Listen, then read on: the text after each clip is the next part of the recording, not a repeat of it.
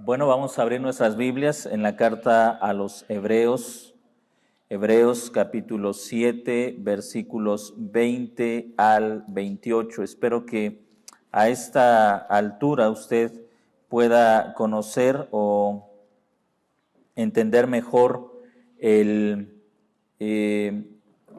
tema del culto, del sacerdocio, del templo. Y pueda usted entender un poco mejor por qué nosotros no estamos centrados en la construcción de un templo. Puede usted entender también la diferencia entre un sacerdote bajo el antiguo pacto y el trabajo de un pastor bajo el nuevo pacto. Vamos a los versículos que vamos a estar estudiando en esta mañana, Hebreos capítulo 7, versículos 20 al 28, bajo el tema el sacerdocio de Cristo eterno y superior. El sacerdocio de Cristo eterno y superior. Hago la lectura, dice el texto.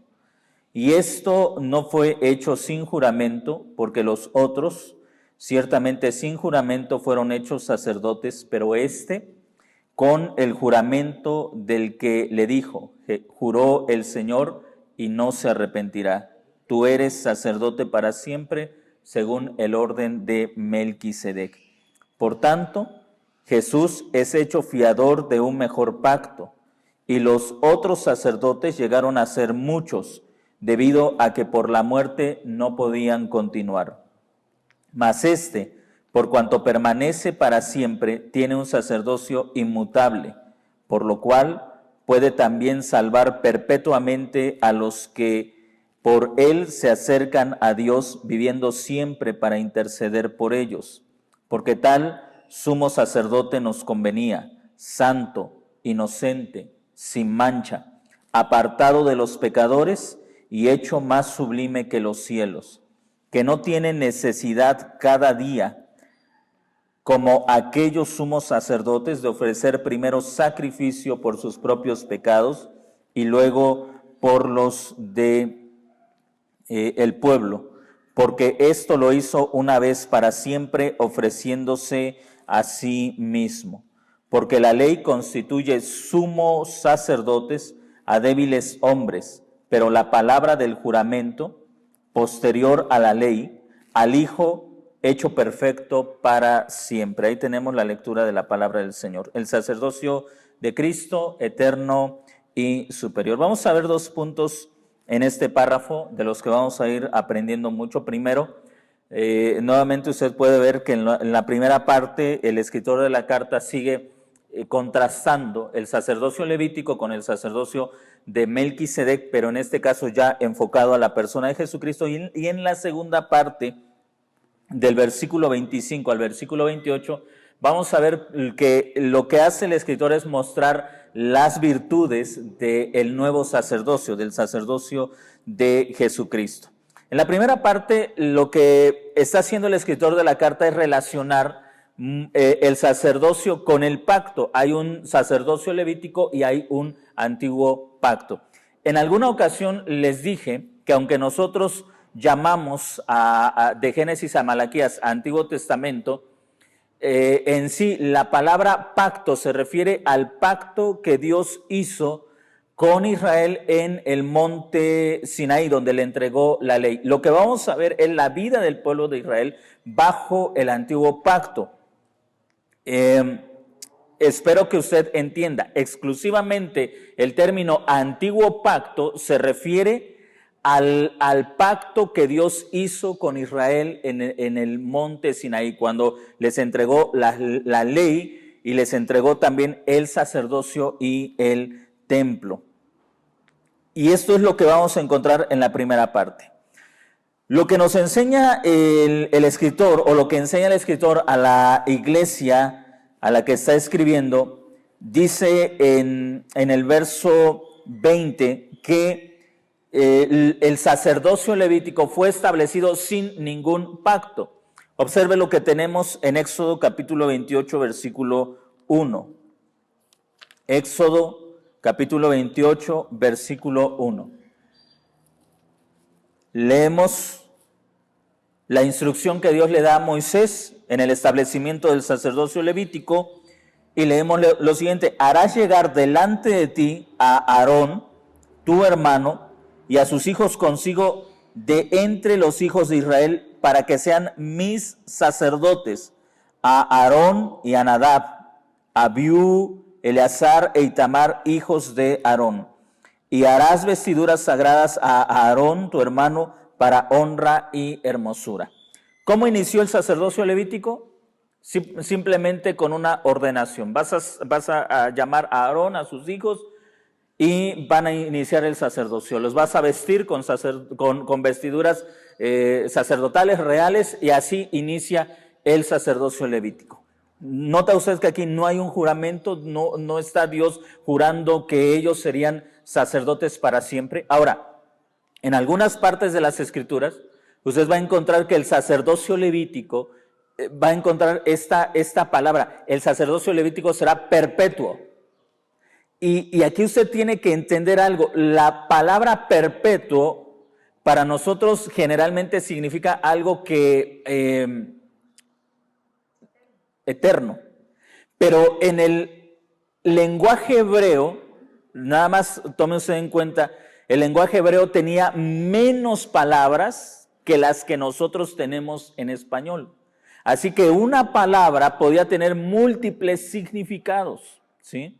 La palabra que se traduce en nuestras Biblias como perpetuo, cuando se aplica al sacerdocio arónico o a la institución del antiguo pacto, no significaba eterno o sin fin, sino simplemente de mucho tiempo, de muchos años. Entendemos en el contexto que el sacerdocio levítico sería perpetuo mientras el antiguo pacto existiera. O sea, no iba a haber ninguna revocación. Mientras existiera el antiguo pacto, el sacerdocio levítico era perpetuo, pero no eterno en el sentido de intransferible o que nunca iba a terminar. El texto entonces nos enseña que el sacerdocio levítico inicia sin juramento, como lo vemos en Éxodo 28:1.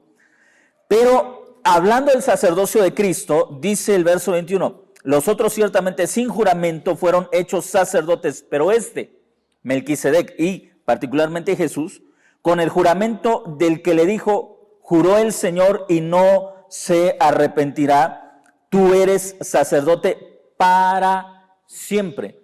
El juramento es: tú eres sacerdote para siempre, para siempre. Y nuevamente nos encontramos con una palabra que es bien interesante en el griego, y es la palabra eón, que a veces se traduce como eterno, o de la era, o del siglo por venir.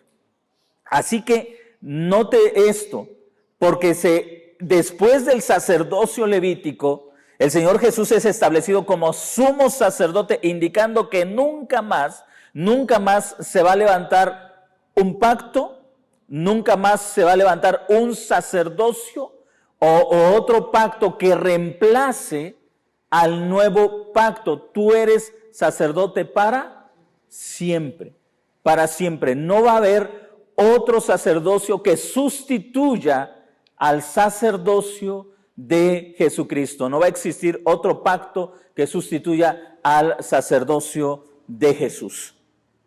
Y ahí notamos ya entonces el contraste. El sacerdocio levítico inició sin juramento, el sacerdocio de Jesús establecido con un juramento. Ahora recuerde, esto se aplica a lo que ya hemos visto anteriormente. El juramento que Dios hace, hablando del sacerdocio de Melquisedec o del sacerdocio de Jesús, Dios hace este juramento no para hacer segura su palabra, sino para darle confianza a los creyentes. Cuando nosotros juramos algo, es porque queremos darle certeza a nuestra palabra, porque tristemente nuestra palabra necesita ser comprometida a veces con un juramento. ¿Por qué? Porque solemos fallar a las cosas que decimos que vamos a hacer. Habrá personas que necesitan jurar más que otras, es decir, habrá personas que son más responsables o que suelen cumplir sin la necesidad de un juramento, pero hay personas que tú no les crees y te dicen, voy a hacer esto, y le dices, no creo que lo hagas, y entonces dice, no, de verdad, ahora sí te juro que lo voy a hacer. Cuando Dios dice que jura que el sacerdocio de Melquisedec será eterno, no lo hace porque él no cumpla su palabra, sino para que el creyente pueda descansar en que la promesa de Dios es veraz. Dios no necesita jurar porque Él es confiable, Él es verdadero. E incluso hay una parte en la Escritura que dice, sea Dios veraz y todo hombre mentiroso. Dios es veraz. Todo lo que Él dice que hace, lo cumple. Él no necesita jurar. Sin embargo, jura por nuestra debilidad. Jura por nuestra debilidad. ¿Hay alguien intercediendo en los cielos por ti? La respuesta es sí. ¿Cómo lo sabes? ¿Lo has visto?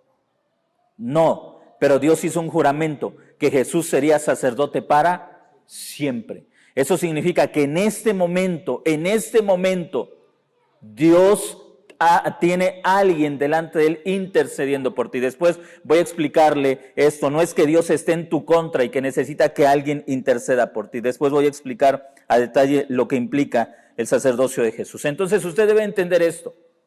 Y lo quiero reiterar.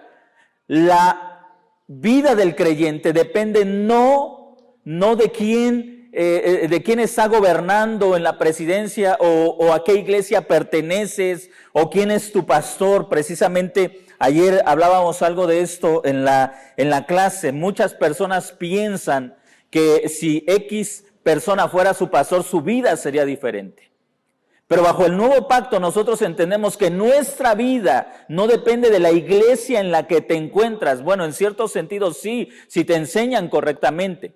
Pero tu vida depende de quién está intercediendo en la presencia de Dios por ti. Y en este caso se nos enseña que es Jesús el sumo sacerdote. Ahora, noten lo que dice el versículo 22. Recuerde, sacerdocio y pacto están estrechamente ligados. Juró el Señor y no se arrepentirá. Versículo 22. Por tanto, Jesús es hecho fiador de un mejor pacto. Jesús es hecho fiador de un mejor pacto. Ahora, espero que usted vea la relación. Jesús se jura, o Dios hace un juramento, Él será sacerdote para siempre. Y ya que Él es sacerdote eterno, entonces el pacto del cual Él es fiador, y aquí hay algo que es muy, muy importante. Un escritor señalaba esta distinción entre el antiguo y el nuevo pacto. En el nuevo pacto había un mediador, pero no un fiador. En el antiguo pacto había un mediador, pero no un fiador. En el nuevo pacto tenemos un mediador y un fiador. Ahora, espero que usted note la diferencia en esto. Voy a citar un pasaje de las Escrituras para que usted pueda entender un poco mejor esta diferencia. Deuteronomio capítulo 6, versículos 24 y 25. Y nos mandó Jehová que cumplamos todos estos estatutos y que temamos a Jehová nuestro Dios para que nos vaya bien todos los días y para que nos conserve la vida como hasta hoy. Y tendremos justicia cuando cuidemos de poner por obra todos estos mandamientos delante de Jehová nuestro Dios como Él nos ha mandado. Muchas gracias, hermano. Ahora, ¿qué es lo que hace el mediador? El mediador es la persona precisamente que media entre dos personas, ¿sí? Que es el intermediario, el que tal vez va a hablar en nombre de otra persona. Por ejemplo, Moisés habló en nombre del Señor. Esos son los mandamientos que el Señor tu Dios te manda. Él medió, la ley llegó al pueblo a través de Moisés. Él fue el mediador del antiguo pacto, pero Moisés no fue el fiador de ese pacto.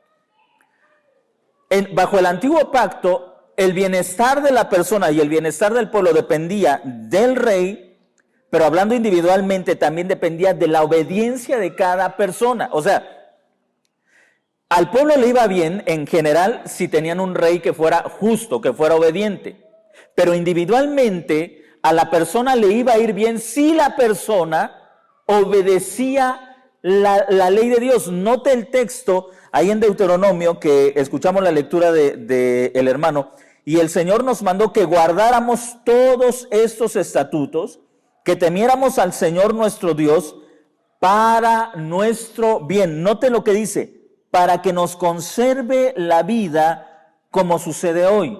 Es decir, si tú obedeces, ¿qué va a suceder? Vas a tener vida.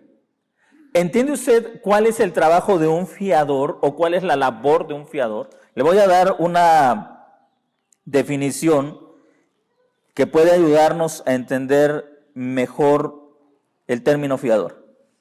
Un diccionario de palabras griegas de la Biblia dice: fiador no es un vocablo muy común y se entiende como el que responde personalmente por alguno, sea con su vida o con su patrimonio. El fiador se asegura que la responsabilidad adquirida por las partes en un pacto se cumplan. Repito la definición sobre fiador. Fiador no es un vocablo muy común y se entiende como el que responde personalmente por alguno, sea con su vida o con su patrimonio. Un ejemplo lo tenemos en Filemón capítulo 1, versículo 17 al 19, donde el apóstol Pablo sale fiador de Onésimo. Vamos al texto. Filemón capítulo 1, versículo 17 y 19. Bajo el antiguo pacto había un mediador, pero no tenían un fiador. Ahora dice el texto que Jesús es hecho fiador de un mejor pacto. Él es hecho fiador o garante de un mejor pacto. Vamos a tratar de entender el significado de esta palabra. Filemón 1, 17 al 19. ¿Alguien lo tiene?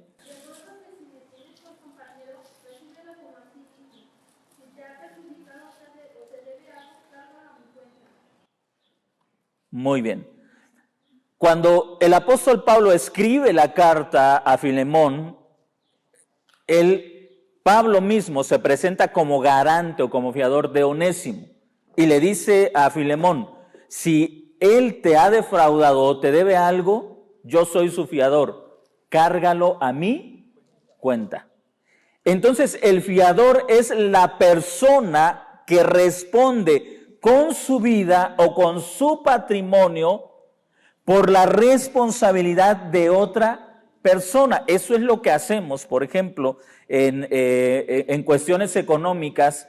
Eso es lo que sucede cuando una persona queda como fiador de otra. Va a adquirir su deuda, va a adquirir la responsabilidad económica que tiene la persona. Cuando alguien tiene algún compromiso económico y le dice: quiero que seas mi fiador, y firma como fiador, está adquiriendo esa responsabilidad económica. Por eso es que también Salomón dice: aguas, no salgas fiador de cualquiera. ¿Para qué te van a quitar la cama en donde duermes o el sueño?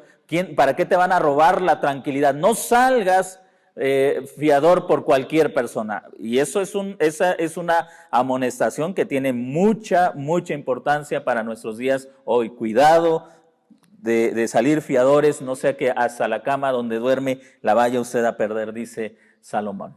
Pero volviendo al tema de la salvación, volviendo al tema de la redención, Jesús es nuestro fiador o es el garante de un nuevo y mejor pacto. Y lo que esto significa, dice un comentario, dice lo siguiente: esto significa que Jesús mismo toma tu responsabilidad de tener una justicia perfecta delante del Padre y la cumple. ¿Qué significa que Jesús es fiador de un nuevo pacto? Que Jesús toma tu responsabilidad de tener una justicia perfecta. La bendición de Dios en el antiguo pacto estaba sujeta al desempeño de las personas. Si obedeces, te va a ir bien.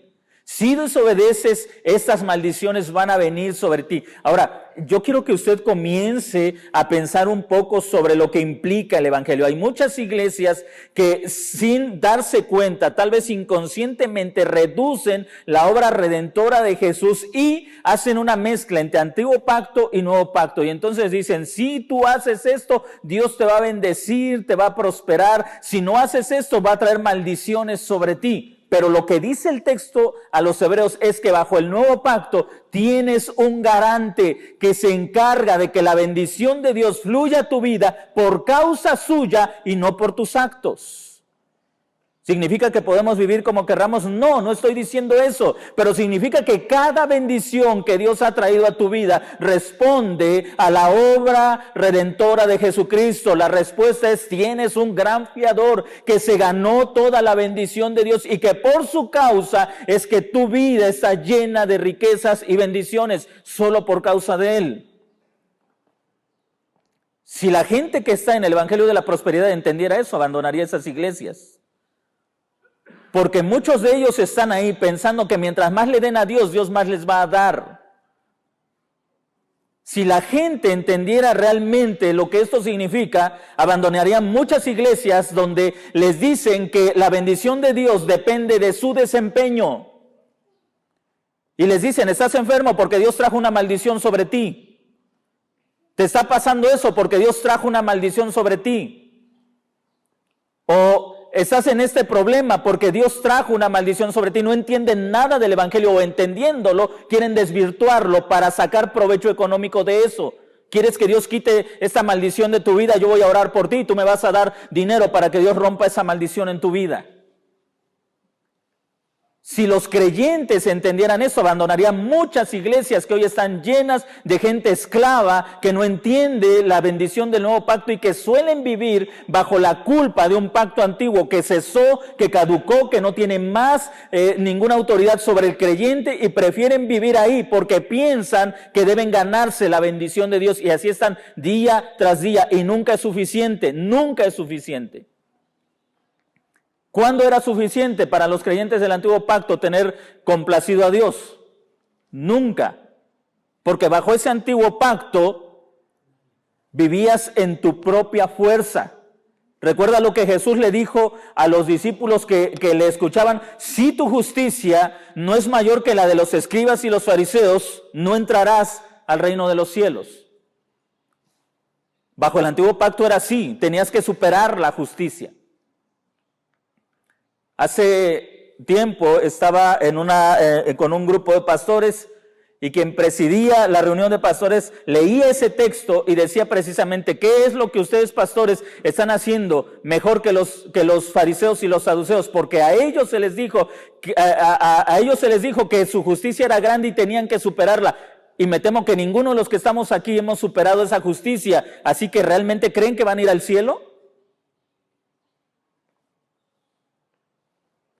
Si fuera bajo el antiguo pacto, yo no tendré esa esperanza, pero bajo el nuevo pacto, desde luego, no solamente creo que voy al cielo, creo que vivo en Él, porque tengo un garante, alguien que garantiza la perpetua bendición de Dios sobre mi vida. Eso es el garante. Mire, en el libro de Eclesiástico, sé que es un libro apócrifo, pero en el libro de Eclesiástico, capítulo 29, versículo 15, si usted tiene una Biblia que traiga el libro de Eclesiástico, puede leerlo en casa. En el libro de Eclesiástico leemos esas palabras que son muy, muy instructivas respecto a cómo entendían al fiador en esos tiempos. Si alguien sale fiador por ti, quédale agradecido. Note lo que dice: pues se arriesgó a sí mismo por ti. El pecador arruina los bienes del fiador, el desagradecido abandona al que lo salvó. Creo que aquí hay una nota muy clara de lo que implica la responsabilidad del creyente en el nuevo pacto. Nosotros no podemos pagarle a nuestro fiador. Usted y yo no podemos pagarle. A veces decimos: Señor, si tú me perdonas, si tú me bendices, yo voy a ser la persona más fiel. ¿Sabe qué es lo que hace el fiador?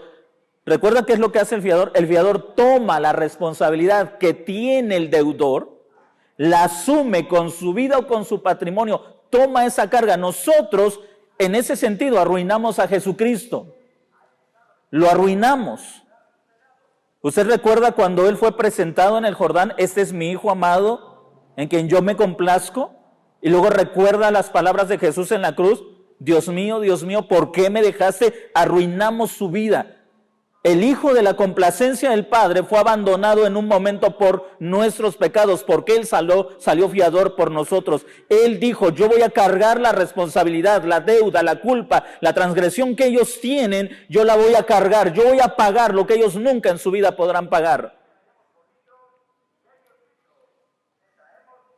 Un deudor que no pudo cumplir con su responsabilidad y dejó esa carga sobre su fiador, no tiene otra cosa que hacer más que ser agradecido.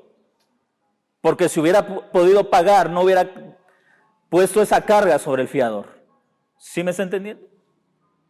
Así que el deudor lo único que puede hacer es ser agradecido con su fiador. Lo único que usted y yo podemos hacer es ser agradecidos con nuestro fiador. Olvídese de pagarle. Mucha gente dice, si el Señor me perdona, yo le voy a pagar. Usted está ofendiendo la gracia de Dios. No puede pagarle. Si hubiera la manera de pagarle al Señor, ¿por qué Él habría puesto a su Hijo en la cruz? Sería innecesario. Usted puede pagarle. Pero en muchas iglesias la gente está así. ¿Cómo le vas a pagar a Dios lo que Él hizo por ti? ¿De qué manera le vas a pagar a Dios? Así que tú puedes pagarle trayendo dinero aquí o consagrando tu vida de esta manera o donando algo. Tú le vas a pagar a Dios. Olvídese de eso. Dios, usted no puede pagar absolutamente nada a Dios. Ni siquiera la vida más consagrada a Dios es un pago a Dios. Tendría que ser solamente una expresión de gratitud. Recuerde las palabras de el escritor en Eclesiástico: el pecador arruina los bienes del fiador, el desagradecido abandona al que lo salvó. Cuando el creyente abandona el evangelio, no es porque no haya podido pagar, nunca pudo pagar. Solamente está siendo desagradecido. Y eso es algo realmente doloroso, cuando el creyente es desagradecido con el que lo salvó. Jesús es garante, es fiador de un mejor pacto. Él tomó nuestra responsabilidad, Él se para delante de Dios. Ahora, Dios no está enojado con nosotros, Dios no está en contra de su Hijo, pero Jesús asume la responsabilidad nuestra y dice: Padre, dales toda tu riqueza, dales toda tu bendición a ellos. Yo soy la garantía de que ellos van a cumplir con la justicia que tú requieres de ellos. Yo soy la justicia que tú requieres de ellos. Luego Él se para delante de nosotros y nos dice: yo soy la garantía de que el Padre les va a dar todo lo que ustedes pidan, porque yo soy su garantía delante de Él. A veces nos acercamos en oración a Dios y le decimos: Señor, yo sé que no merezco pedirte nada. No merecemos pedir nada, pero usted no puede hablar así en oración. Usted tiene que acercarse a Él confiando en la garantía: Señor, estoy delante de tu presencia y te suplico esto sobre la base de la obra perfecta de Jesús. Él es mi garantía de que Él va a responder mi oración, de que el Padre escucha mi oración y de que el Padre responde mi oración. Jesús es mi garantía, porque su justicia es perfecta. Yo no me atrevería a pedirle nada a Dios sobre la base de mi buen desempeño, porque no tengo un buen desempeño. Yo no podría decirle al Señor: Señor, te pido que atiendas mi oración, mi necesidad. Tú sabes que me he esforzado por ser un buen creyente. Sí, de vez en cuando peco, pero me he esforzado por no pecar, por ser un buen creyente. Y te pido que por ese esfuerzo que he hecho atiendas mi oración. No puedo hacerlo. Porque la justicia que Dios demanda del hombre es perfecta, no el intento de ser justo. Dios no pide que tú intentes ser justo, Dios demanda que seas justo. Y ya que ninguno de nosotros puede serlo, necesitamos a alguien que garantice que Dios va a escuchar nuestra oración y que Dios va a responder nuestra oración. Los católicos lo hacen sobre la idea de que los santos van a interceder por ellos, pero la Biblia dice que no hay justo ni aun uno. Pedro negó a Jesús. Pablo, siendo judío, no creyó en él hasta que el mismo Señor le abrió los ojos. Así que, ¿quién va a interceder por ti? Por eso es que el texto más adelante señala que el único camino al Padre es Jesús. De eso se trata el Evangelio. Si tú piensas, voy a la iglesia para que Dios me escuche, te equivocas. La iglesia no puede interceder por ti. Si tú dices, voy con tal pastor para que él ore por mí, Dios me bendiga, estás en el camino equivocado. Solo Jesús y solo Jesús. Solo Él es la garantía de que Dios va a responder. Solo Él puede ser la garantía de que Dios mire tu aflicción. Solo Jesús puede ser la garantía de que Dios escuche tu oración. Quiero reiterarlo, quiero que usted lo recuerde. No estoy diciendo que yo no oro por usted, pero no es mi intercesión la que hace que Dios responda a la oración de usted. No estoy diciendo que no me preocupo por usted, pero no es mi preocupación lo que hace que Dios mire con favor su vida. Es la vida de Jesús y solo la de Jesús. Si en esta semana tu mesa tuvo comida, fue por causa de alguien intercediendo por ti. Y no fue ni el pastor ni la iglesia, es Jesús. Si estuviste enfermo y recuperaste la salud, fue por la gracia de Jesús. Si tuviste una necesidad económica y fue satisfecha, fue porque Jesús intercedió por ti. Él es tu garantía delante del Padre. Yo quisiera que lo grabara en su corazón. Hay mucha religiosidad en el cristianismo, mucha gente siguiendo denominaciones, siguiendo iglesias, buscando templos, construyendo templos, haciendo ritos para que Dios le escuche. Hay mucha religiosidad en el evangelicalismo, hay mucha religiosidad que ha olvidado, que ha suplantado la intercesión perpetua y perfecta de Jesús. Hay mucha religiosidad en nuestro cristianismo actual, muchas personas pensando que es la iglesia, que son los pastores, que son los lugares, que son lugares sagrados o actos o música. Con esa música yo escucho a Dios, o en esta iglesia está la presencia de Dios por la música. Olvídate de eso. No es ni la música, ni tu dinero, ni tus obras, ni el pastor, ni el lugar. Es Jesús y solamente Jesús. Cuando lo llegues a entender, vivirás en la plenitud del Evangelio, en la libertad del Evangelio. Podrás disfrutar la presencia de Dios en todo lugar, porque sabrás que hay alguien que está intercediendo en la presencia del Padre todos los días, constantemente por tu persona. Mire lo que dice el verso 23. Y los otros, es decir, el sacerdocio levítico, llegaron a ser muchos debido a que por la muerte no podían continuar. Mas por cuanto permanece para siempre, tiene un sacerdocio inmutable. Mire el contraste, los sacerdotes eran muchos, ahora nosotros tenemos un solo sacerdote. Dice Flavio Josefo en su Historia de los Judíos, que desde la institución del sacerdocio, desde Aarón hasta el año 70, hasta la destrucción del templo, pasaron 83 sumos sacerdotes. Desde la institución con Aarón hasta la destrucción del templo, en el año 70, 83 fueron los hombres que ejercieron el sumo sacerdocio. Dios le dice a Moisés que cambie las vestiduras. Ha llegado el momento de la muerte de Aarón. Aarón tampoco entró a la tierra prometida. Y el Señor le dice a Moisés que quite las vestiduras del cuerpo de Aarón y la ponga sobre... se me fue el nombre de su hijo. Fines, me parece. Bueno, vamos a rectificarlo. Pero quiero que note usted cómo el sacerdocio del Antiguo Testamento estaba limitado por la debilidad humana. Ellos ellos llegaban a un punto donde físicamente morían y no podían seguir adelante. ¿Perdón? Números 20, versos 23 al 28. Bueno, vamos a Números 20. Números 20, versos 23 al 28.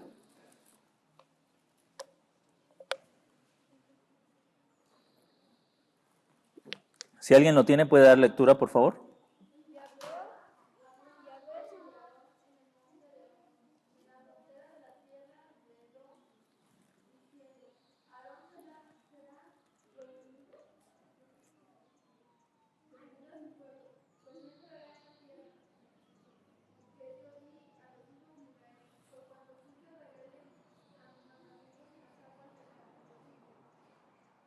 Muy bien, gracias.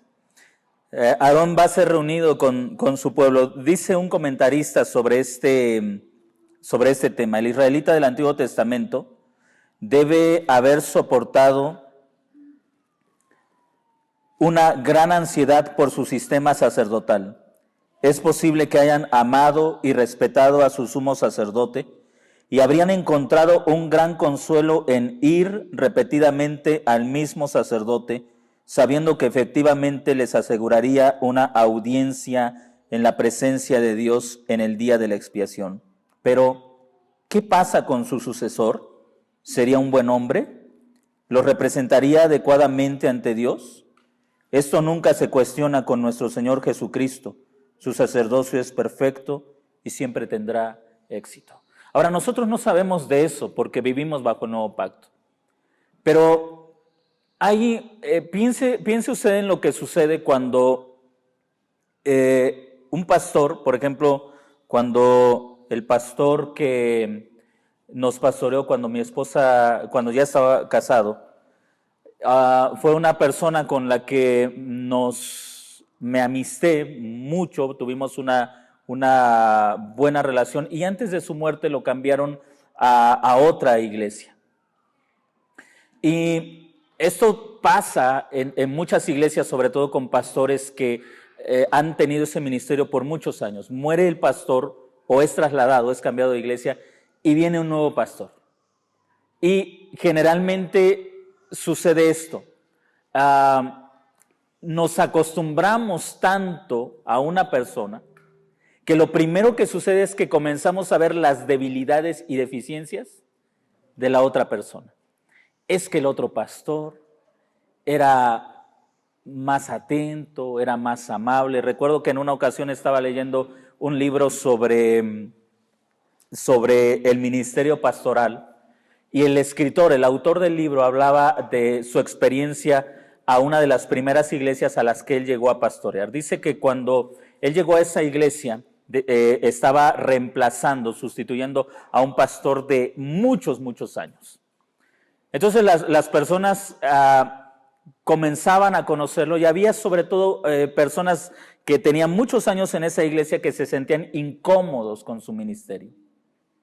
Dice o escribe el autor de este libro que en una ocasión un grupo de hermanos se le acercó y le dijo: pastor, tenemos algunas cosas que señalar sobre su ministerio.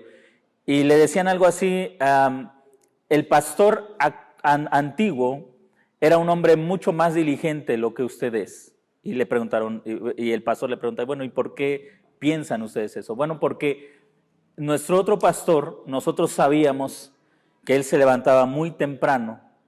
Y él les pregunta: ¿y por qué? ¿Cómo es que sabían ustedes eso? Porque desde las 4 o 5 de la mañana, la chimenea de su casa comenzaba a echar humo. Y eso nos daba a entender que el pastor ya estaba de pie y ya estaba atendiendo las actividades. Y les dijo: está bien, no se preocupen por eso. Dice este pastor: así que todas las mañanas a partir de ese momento me levantaba, prendía la chimenea y volvía a acostarme. Suena gracioso, pero es una realidad. Nos acostumbramos a la gente, nos acostumbramos a las personas. Imagínense si nosotros viviéramos bajo el antiguo pacto. El pastor muere, hay otro pastor, y la pregunta es: ¿atenderá igual que el anterior? ¿Tendrá la misma disposición? ¿Tendré la misma confianza con él que tuve con el anterior? Si el pastor fuera el responsable de interceder por tu persona en la presencia de Dios, tendrías muchos problemas, tendrías serios problemas.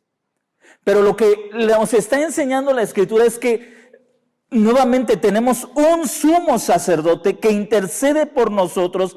Dice el versículo 23 y 24, los otros sacerdotes llegaron a ser muchos, debido a que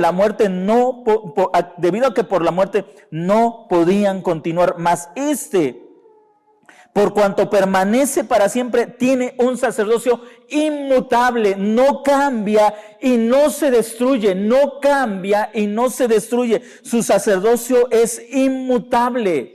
No cambia y no se destruye. No importa, hermanos, como en el caso de algunos hermanos de la congregación que por causa de trabajo, de cambiar de residencia, cambian también de la iglesia. No importa dónde se encuentren, no importa que como pastor no tenga, ya no sea pastor de ellos o no tengamos la misma familiaridad, la misma relación. Eso no importa para nada. ¿Sabe por qué? Porque el sacerdote de ellos es nuestro mismo sacerdote y el que intercede por ellos, intercede por nosotros. Jesús siempre, todos los días, constantemente, aun cuando al cambiarte por causa de residencia, cambiarte de iglesia, no puedas encontrar inmediatamente otra iglesia, el sacerdocio de Jesús sigue siendo eficaz en tu vida.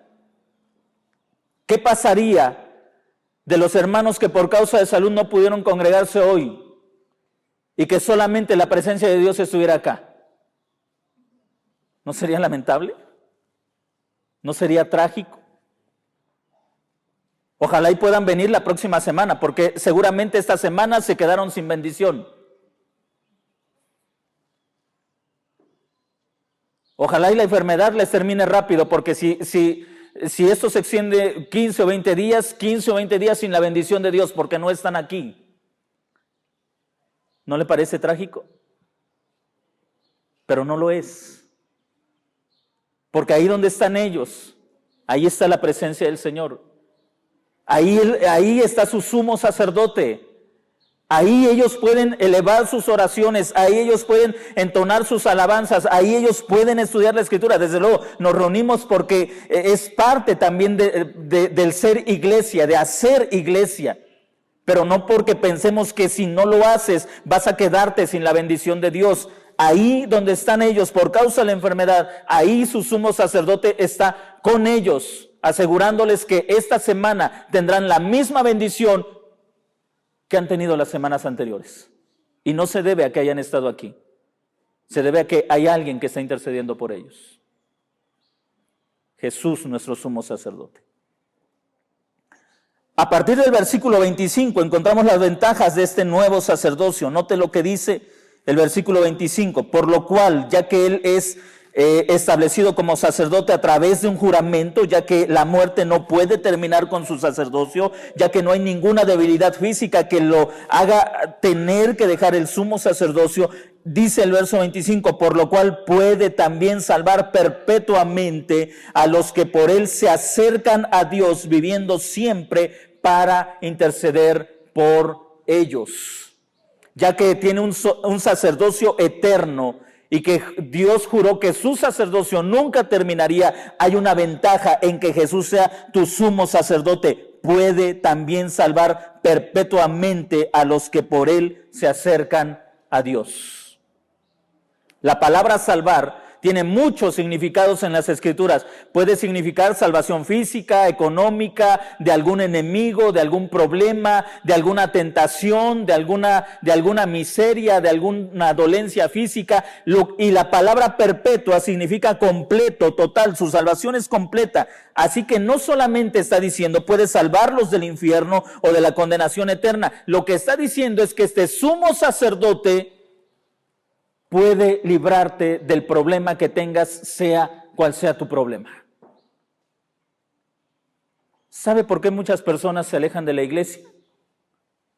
Porque piensan que no hay solución para sus problemas. Eso es triste.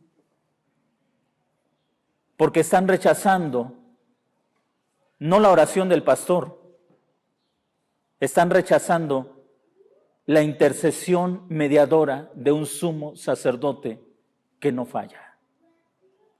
Es triste cuando algunos creyentes dicen, no voy a la iglesia porque mi problema ya no tiene solución, porque tal vez cometí un pecado que me da vergüenza confesarlo, o no quiero arrepentirme, o porque no puedo componer esta situación, no voy a la iglesia porque necesito ocuparme en otros asuntos para mejorar mi situación económica, no voy a la iglesia porque tengo este problema y si no lo atiendo no lo voy a resolver. Se olvidan que estamos aquí por una simple y sencilla razón. Creemos que el único que puede resolver nuestros problemas está con nosotros.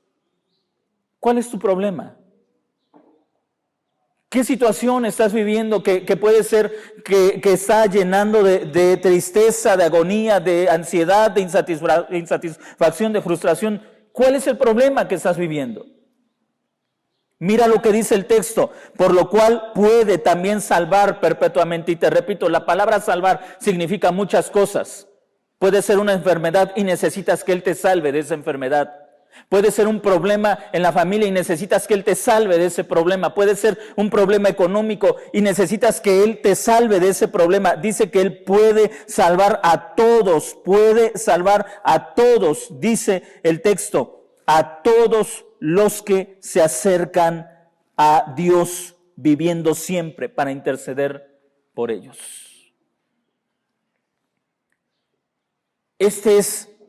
Aquí está la labor de nuestro sumo sacerdote. Ahora, le decía, no es que Dios esté en nuestra contra, no es que Dios esté diciendo, los voy a matar, los voy a destruir, y ahí Jesús calmando al Padre, no, sino que en el trabajo intercesor como sumo sacerdote, Él pide la bendición para nosotros, como le decía hace rato, sobre la base de su vida perfecta. Dale la salud a Él, devuelve la salud a aquel, porque yo he pagado la justicia que Él no puede pagar.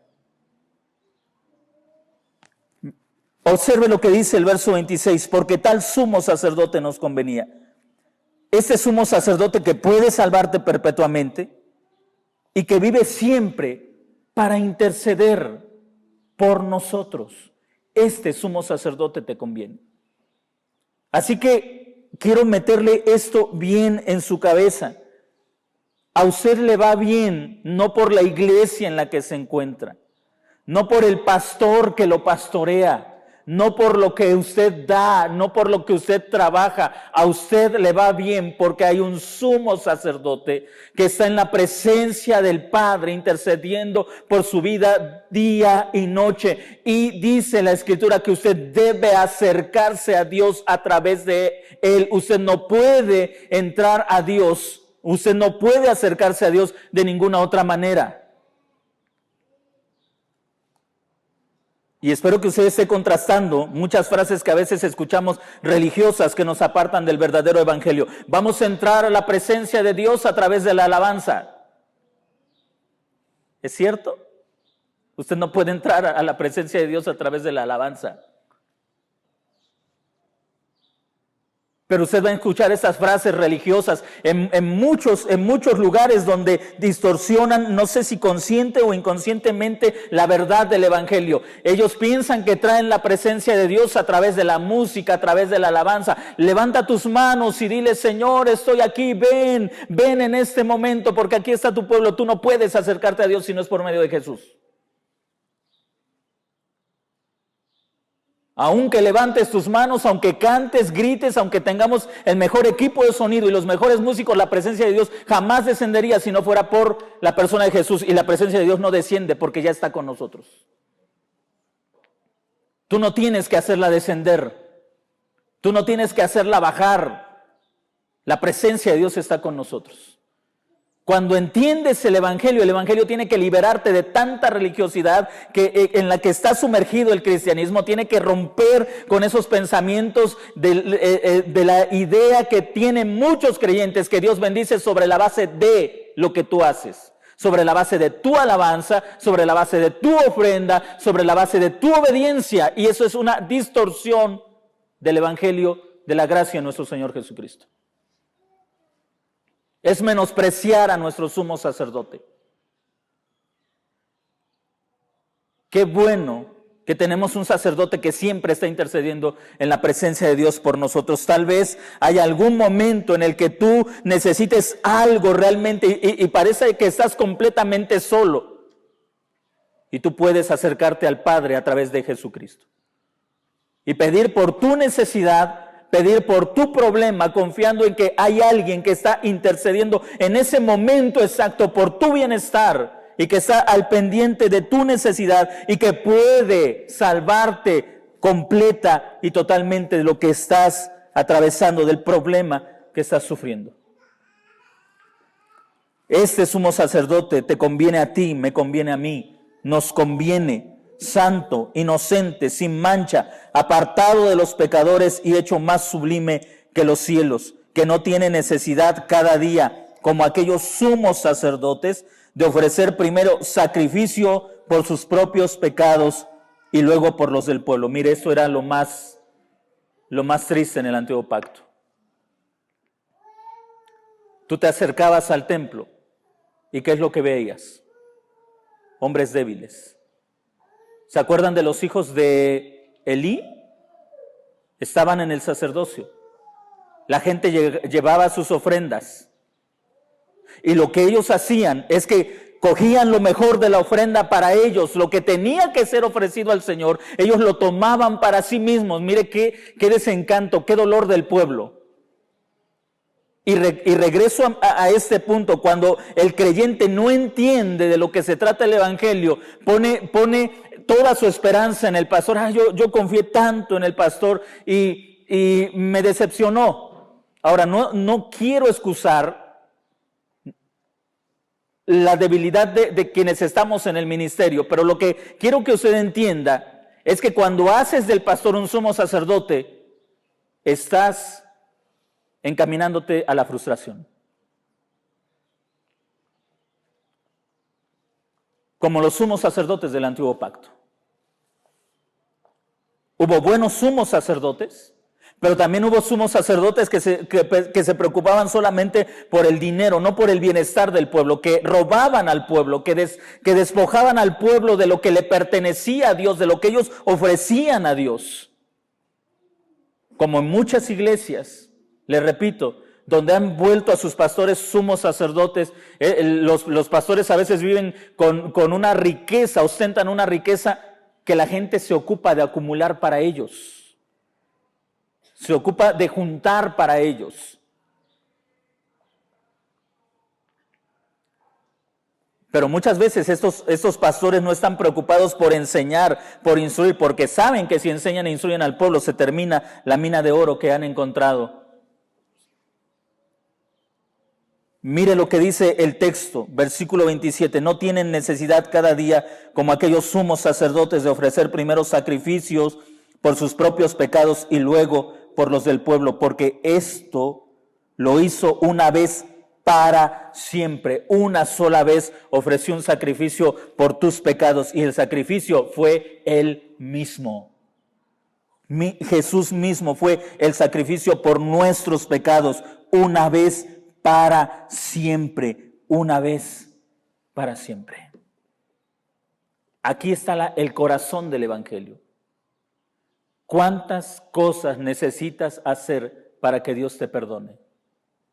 Ninguna. Porque un solo sacrificio se hizo para perdonar todos tus pecados. Todos tus pecados. Un solo sacrificio. Una vez y para siempre. Una vez y para siempre. No necesitas prometer, no necesitas andar de rodillas, no necesitas juntar dinero. Tan solo necesitas entender que hay alguien que es el camino para acercarte al Padre. Toda vida cambiada debe ser el resultado de la gratitud, jamás de tratar de conseguir algo de parte de Dios. Si tú intentas hacer algo para ganarte el favor de Dios, estás despreciando al que Él puso para ser tu garantía delante de Él. Si en algún momento dices, Yo tengo esto porque me he esforzado, porque Dios me ha llenado de bendiciones, porque he sido obediente. Estás olvidando que cada bendición responde a un nombre: Jesús, Jesús, Jesús. Tienes un mejor trabajo donde te pagan mejor, no es tu capacidad, es Jesús. Estuviste enfermo y te recuperaste, no fue la buena condición física que tienes, es Jesús. ¿No te salió tan cara la enfermedad o fue cara y no sabes ni siquiera de dónde salió el dinero? La respuesta es Jesús, dándote lo que solamente Él merece recibir por su perfecta obediencia y su sacrificio perfecto. Cada bendición proviene de sus manos. Cada bendición. No la busques en la iglesia, no la busques en los hombres, no la busques en un templo. Búscala en Jesús. Así que, queridos hermanos, yo quiero que esto quede grabado en sus corazones, que esto quede bien marcado en sus mentes. Tú tienes un sumo sacerdote que todos los días está intercediendo por ti. Él no dice, espérate al domingo. Él no dice, espérate a los días sagrados. Cada día, cada momento, como le decía el domingo pasado, nosotros no tenemos como, por ejemplo, los que practican la religión de la luz del mundo, tienen sus horas de oración, van muy temprano a sus templos a orar. Y de hecho tienen por costumbre llorar, es algo que les enseñan, están orando y llorando, no es que tengan alguna ansiedad, así son. Y tienen, les repito, sus horas sagradas y sus lugares sagrados. Tú y yo no los necesitamos. Tal vez tengas una necesidad y pienses, no tengo un templo a donde ir a orar. O no sé si me abran. No lo necesitas. Puede ser la 1 de la madrugada, de la noche, y ahí en tu cama puedes acercarte a Dios a través de tu sumo sacerdote. Puede ser cualquier hora del día y estar trabajando ahí en el lugar, en medio tal vez sea un lugar ruidoso donde estás trabajando, pero en medio de todo ese ruido puedes acercarte a Dios a través de tu sumo sacerdote, sabiendo que Él va a salvarte completamente de la aflicción en la que te encuentras. ¿Cuál es tu necesidad? ¿No crees que debes traérsela al Señor? Ahora, no tenemos un altar porque usted no necesita venir aquí adelante, ponerse de rodillas o de pie. Ahí donde usted está, usted puede ser claramente escuchado por su sumo sacerdote. No necesita usted gritar. Desde luego, si la angustia de su corazón es tal, tampoco está mal que lo haga. Pero sea cual sea el tono de tu voz, Él te escucha, porque Él está ahí para interceder por ti.